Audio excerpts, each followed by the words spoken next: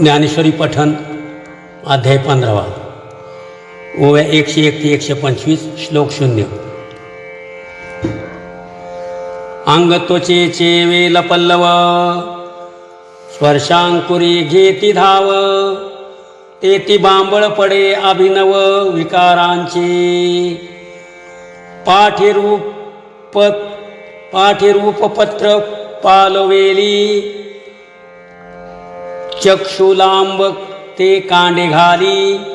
ते वेली विमोहता भली पहाळी जाय आणि रसाचे अंग वसे वाढता वेगे बहुवसे जिवे आरतीची आसोसे निगती बेच तैसेची कोंबेलेनी गंधे घृणाची डिरील थांबू बांधे तेथ तळुघे स्वानंदे प्रलोभाचा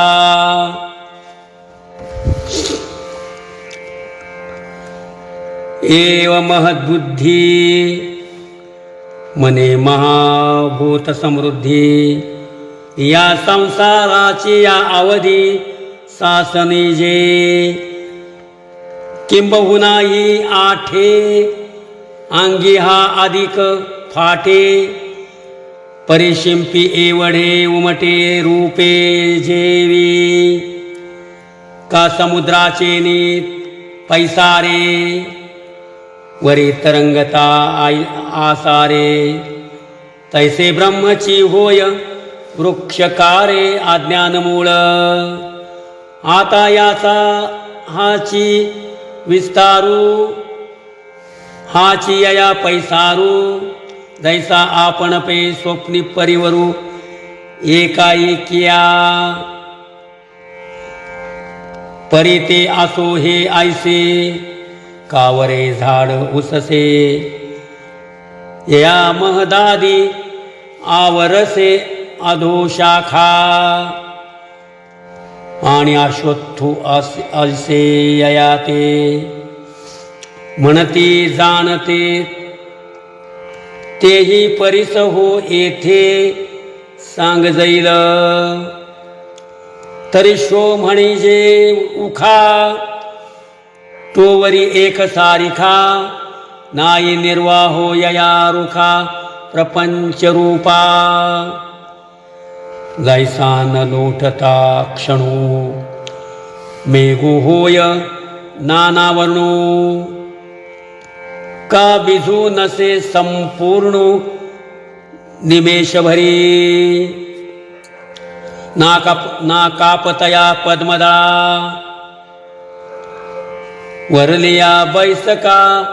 नाही जळा का चित्त जैसे व्यापकळा माणसाचे तैसाची ययाची स्थिती नासत जायस क्षणोक्षणी प्रती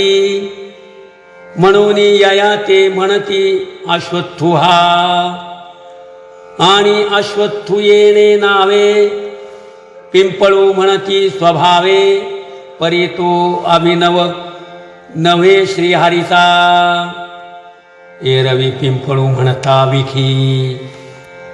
मिया गती देखिली असे निकी परिते असो काय लौकिकी हेतू काज म्हणून हा प्रस्तुतू अलौकिकू पर्येसा ग्रंथू तरी क्षणिकत्वेची अश्वत्थू बोलिजे हा आणि कुही एकू येरू यया अव्यत्वाचा डगरू आतिपरी तो भितरू ऐसा आहे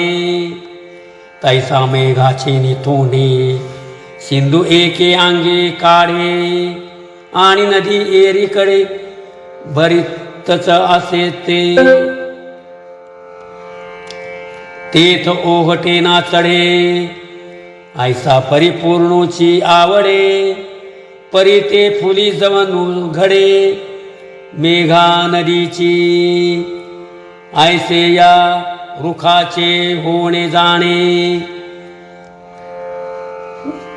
नतरके होते नि वहिलेपणे म्हणून यया ते लोक म्हणे अव्यवहा एरवी दानशिळू पुरुषू वेचकपणेची संचकू तैस वेळेची हा रुखू अव्यवहा गमे जाता वेगे बहुवसे न वचे का भूमी रुतले असे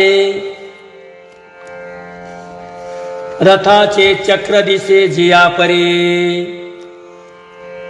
तैसे काळातिक्रमे जे वाळे ते भूत शाखा जेथ गळे तेथ कोडीवरी उमाळे उठती आणिक परी एकी केदवा गेली शाखा कोडी केदवा आ झाली हे नेणवे जेवी उमलली आषाढाभ्रे रामकृष्ण हरी।